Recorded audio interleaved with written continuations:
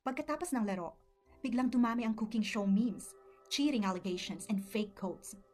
5 imports daw ang gilas, gusto raw mag-PBA ng Thai player, mas okay raw ang silver kaysa gold na may daya.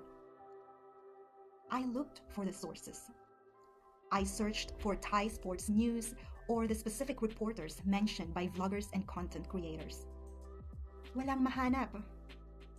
They were just baseless Facebook posts. Doon ako nalungkot. Hindi dahil sa ibang bansa, kundi dahil sa atin.